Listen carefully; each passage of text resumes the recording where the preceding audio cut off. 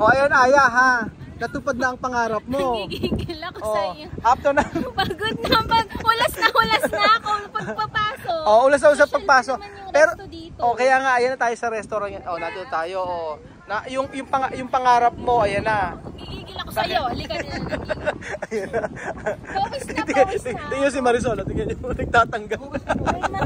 May mga buhangin yung mga paalam. May mga buhangin, tapos papasok dito. O, sige, di ba Marisol? O. Siyempre, nag-swim. Oh, ano guys, ayan na, pinagbigyan na namin yung request nyo. Sabi nyo, kumain kami sa labas para maiba naman yung venue. Oo, di ba? Asosya-social mo yun, Aya. Tigilan mo ko. O, bakit? bago tayo pumunta dito, dinala mo muna ako doon. Saan? Eh, dito sa dagat. Okay lang naman, kaya lang sana in-inform mo ko para hindi ganito yung outfitan ko. Bakit ganyan ang outfit mo? Dagat, mga bulaklak, Anong problema sa outfit mo? O, tingnan mo, iayos mo yung ano mo. O, ayan. O. Ibang damitan mo ngayon. Ayan, flower kang ganyan. O, para kang summer. Postura. Di sana kung sinabi mo magdadagat muna tayo, hindi ko masyadong Hindi na nga ako nag-effort nito. Dapat yung hindi pa talaga super effort. Ganon. Marami na magko-comment niyan. Yari ka. Huwag naman. Vlog lang to guys. Huwag niyo seryosohin. Huwag lang seryosohan dito guys. Kayo nagsiseryoso rin kayo eh. Pinalilipat kita dyan, di ba? Ayaw ni Jose. Bakit? Siyempre, alam nyo na. Pinapalipat ko si Beljun, ayaw ni kasi hindi natin maririnig si Beljun, kaya pinapalipat. Nagre-react si Jose. Kasi ayaw na ako sa ano? dalawang balde na naman. Ano sabi mo, Jose? Kasi yung dalawang balde na pinagitnaan ako. Susi ka pa. Di ba? Alam mo, Mukha daw, 2 billion na raw kayo. hindi yun yung dahilan. Hindi. Ano dahilan? Natatakot kay Ma'am Seni. alam ko na yan. Ba't pa nga takot si Beljun? Tuwan-tuwa naman si Beljun, no? Kasi nakalayo. Ma'am Seni. Sige. So, ibig sabihin pala, takot pala si Jose. Oo. Mawawala ang spark. Mawawala ang spark nila ni Ma'am Seni. Ano yung battery? Ay, Ma'am Seni, huwag po kayo magagalit. May space naman po between us. Grabe dito, napakaganda, di ba? Oo, maganda talaga dito. Lagi kaming nandito. Dito kayo kumakain lagi, no? Dito nga nauubos yung pera namin, yung food allowance namin. Dito lang eh. Medyo mahal kasi dito eh. Mahal nga dito. Basta dito naubos yung food allowance mo? Oo, Diyos ko, dito ako namumulong. Oo. Pero okay naman kasi hindi naman sa pagyayabang, pero kasi yung pera natin dito, yung food allowance natin, hindi naman natin pwedeng dalhin sa Pilipinas kasi hindi siya pwedeng ipapalit. So kailangan ubusin natin yung food allowance natin, di ba? Ay, explain pa mo. Bakit? Explain pa more, mga banat. Para alam. Ba't tayo yung food allowance natin, tinitipid natin? Sino? Tayo. Ano? Hindi tayo pumakain dito. Anong food allowance, Beljun? Yung food allowance natin, ano ba binibili mo? Damit, sapatos, takang-taka ka pa. sabi food allowance, Oo. diba? Bakit binibili mo ng Bumibili allowance. Nagrereklamo kasi siya, si Beljun. Ang sabi ni Beljun, tinitipid daw niya yung food allowance niya. Yung pera naman niya, ibinibili naman niya ng ng mga damit. Ng mga damit. Takang-taka ka. Dati yun, pero ngayon hindi ako nagbibili ng damit dito. Saan napupunta yung pera mo? Sa pagkain. Yun nga. Hindi ka nagsabi mo, nagtitipid ka sa pagkain. Kasi ngayon, di ba, mayroong pana ako ngayon. Ano? Mayroong di na kompleto. Anong hindi kompleto? Yung, Hindi kompleto. Anong hindi kompleto? Yung ako, di ba, may pre-diabetic na ako. Yung health ko hindi na complete. Kailangan bubuuin ko ulit. Paano mabubuo? Yung kumain ako ng low carb diet. Low carb. Pero ano in-order mo dito? Coke light. Coke diet. Coke diet. Hindi Hindi mo sinabi, isa nating order. Ano ba in-order natin? Pizza. Salad. Salad. Yun, Diba? ano yun? Yung salad Salad. ano yun? Pakilagyan ng apple cider vinegar kasi nang panahon sa Sa lahat sa atin, natatanong ko. Sa lahat sa atin, sino yung pinakamatipid? Pinakamatipid. Sumasagot. Sino pinakamatipid? Si Jose. Si Jose hindi bumibili na yan. Hindi bumibili ng mga gamit yan. Kaya nga si Jose lang ang maraming pera dito. Lahat ng sepas niya pinapalit ng pinapalit ng dollar. Sandali lang. Kaya talaga magtipid niya. Bakit? Nalimutan mo ba benefits niya? Araw-araw may benefits. Ano benefits? Yung mga nauuwi natin, mga lahat. Oo. Pinakamagandang benefits nga, di ba, sa kanya. Ano ngayon? So, kailangan hindi masyadong tumawa kasi nasa restaurant tayo. So, Pipigilan. Pero dapat maliwanag yung pagkakabigkas. Wala tayong wala tayong microphone. Wala tayong microphone. O marami nagtatanong. O ano, sabi mo ikaw ang gagawa ng topic ngayon eh. Mayroon nga akong topic. O ano ang topic muna? Ang topic natin ngayon ay i-share natin sa kanila kung ano na yung mga na-invest natin sa Pilipinas dahil sa pagtatrabaho natin. Dito sa Africa? Oo, sa Africa. Investment. Ano yung mga naipundar mula nung nagtrabaho tayo sa Africa? Sa Africa lang o mula nung abroad? Pwede rin isama na yung yung pagiging OFW na lang. So, ang usapan to seryoso? Oo, seryoso. Seryoso. Ano kasi? Bakit titinginan? Kasi hindi siguro naririnig tayo. Okay. Medyo hanaan natin. Ano na? Sino? Paano ngayon? Ano naman dito sa ito? Okay. Let's pray. Lord, thank you for this day that you have given us. Thank you for giving us the time to be together. We are praying for the food that you gave us. So please bless all this food. We also pray for our family in the Philippines. In Jesus' name we pray. Amen. Amen. So ito yung pinaka-favorite natin ditong orderin, di ba? Itong salad na to, na sobrang sarap. Ito ang tawag nila ay ensalada mixta. Ito, Caesar salad. At meron ditong alitas. At syempre ito ang pinakamasarap sa kanila. Ang pizza na barbecue pizza. O yan, sabi ni Aya, ang topic doon natin ang doon napundar sa Pilipinas. O tinatanong, ano ang mga napundar mo mula nung nag-abroad ka? Dito lang naman ako sa Africa. Dito lang ako, first job ko to. First job abroad. First time abroad. So, ang naipundar ko, tinutulungan ko yung nanay ko sa pagbabayad ng bahay. Bahay. Bahay. Saka tumutulong ako sa pagpapaaral ng mga pamangkin ko. Kasi hindi pa tayo pamilyadong tao. Ayun. So, single. Single. Single And ready to mingle. Ready to mingle. Ready to mingle. Ready to mingle. Kung may manliligaw sa'yo na subscriber, tingin mo, i-entertain mo ba? Siyempre, tingnan pa natin. Nagtatanong ako. Sabi ko, investment lang, pati nga sa love life. Okay lang? Sige, okay lang. Okay lang. Okay lang sa'yo. Entertain mo? Okay naman. Tingnan natin. Kikilala. Kasi di ba ikaw nagsasabi na pag hanggang andito ka sa Africa, hindi ka magkakaroon ng boyfriend. Yun. Bakit ano ang dahilan bakit hindi kayo magkakaroon ng boyfriend hanggang nandito kayo sa Africa? Ay wala kasi puro pamilyado kasi usually yung tao dito. Oo. Tsaka wala talagang available. As in, imposibleng magkaroon kami ng someone dito. As in, walang pag-asa. Kasi ikaw, ano yung mga napundar mo daw? Yun ang tanong kasi na subscriber natin. Mula nung nag-abroad ka. Saan ka ba nag-abroad? Afghanistan, sabi mo? Yung una ko sa Afghanistan. Ang naipundar ko naman doon, nakapagawa ako ng buhay sa magulang ko doon. Ano na? Nakapagawa ako ng bahay sa magulang ko. Napaayos ko. Tapos nakapag-aral ako ng mga kapatid ko. Bale, 2 taon ako doon. Mahigit. Tapos dito sa Africa naman, nang nag-asawa ako, nakapagawa ako ng...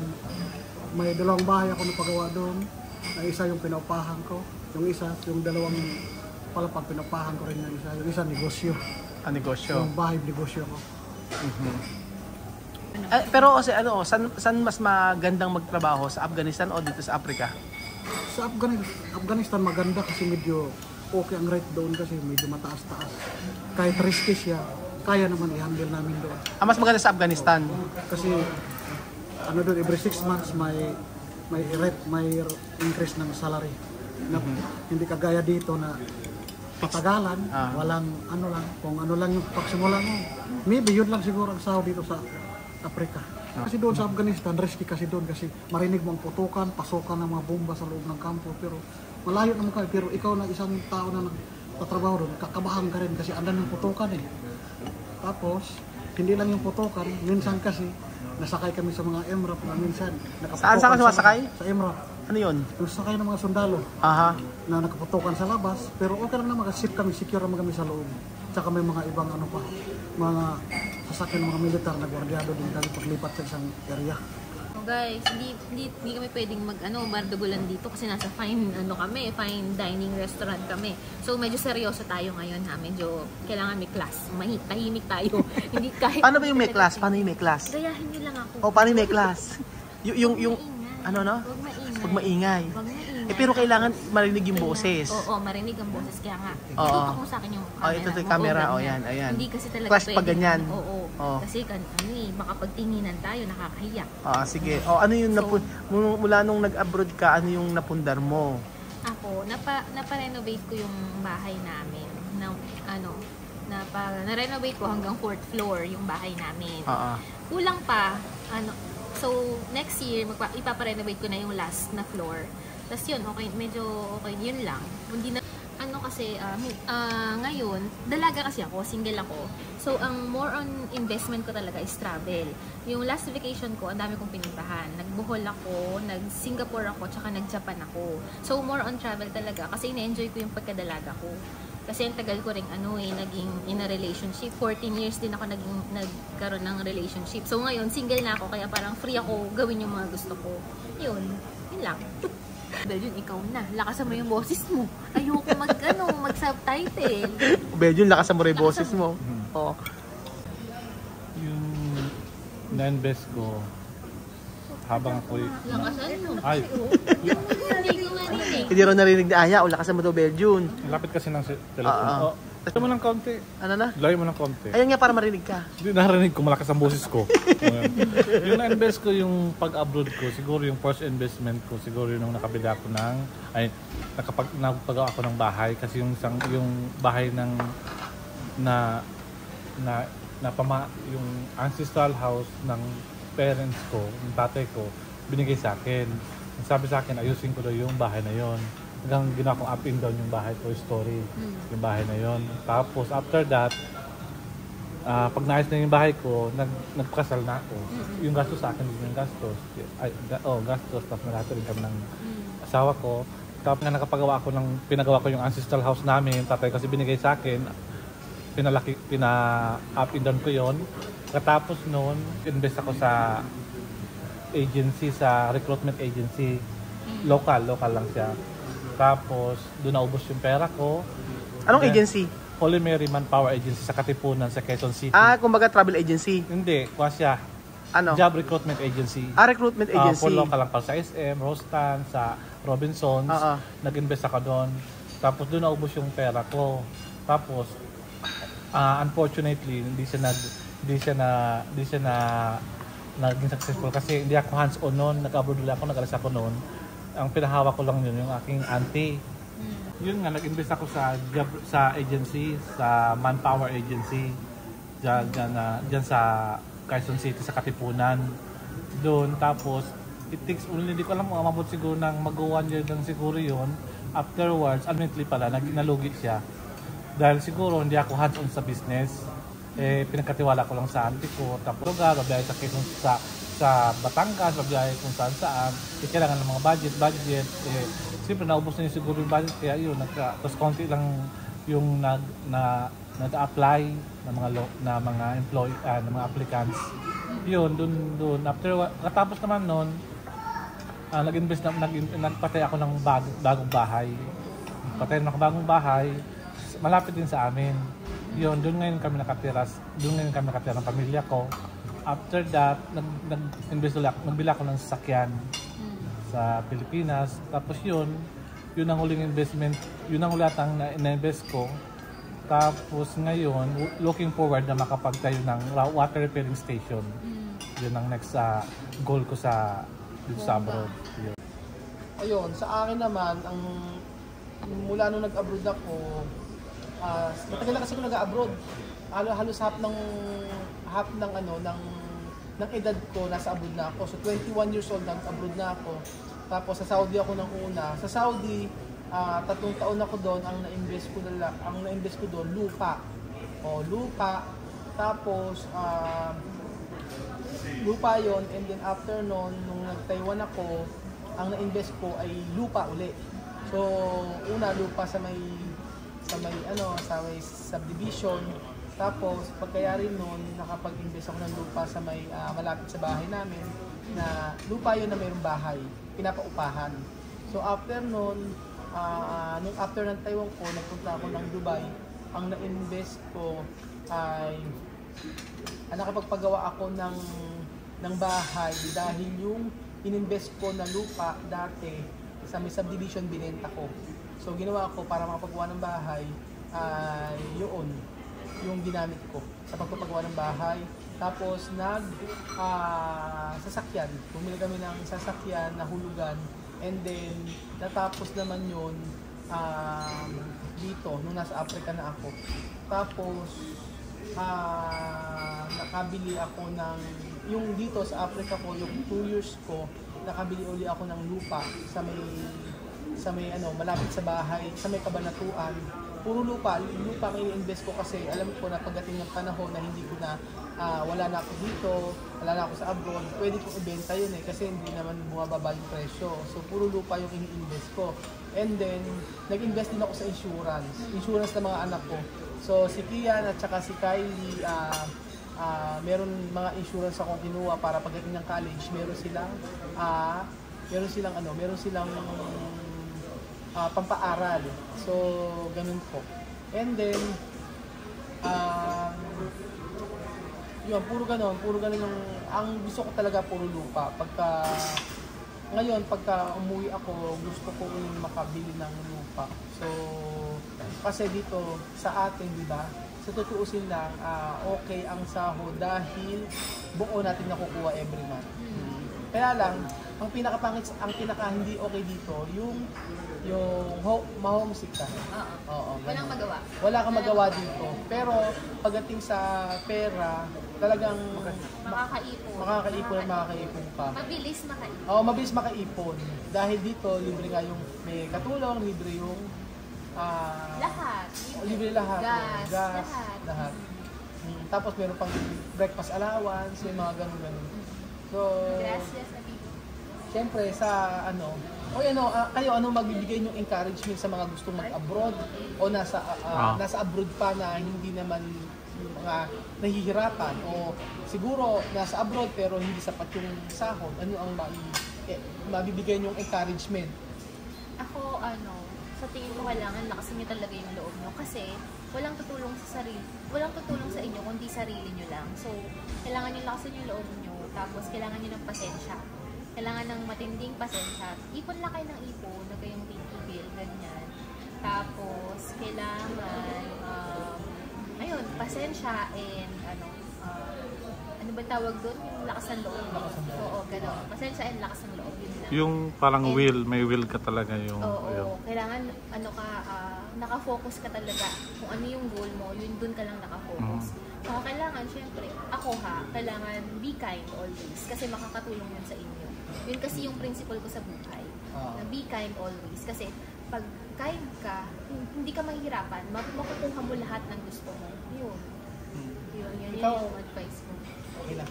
O ikaw kasi? Para sa akin naman, ang pag-abroad din ay tiyaga din. At saka siguro yung i-focus rin pag-iipon kasi kung lahat natin ibigay, pag uwi natin, wala tayong mawawala.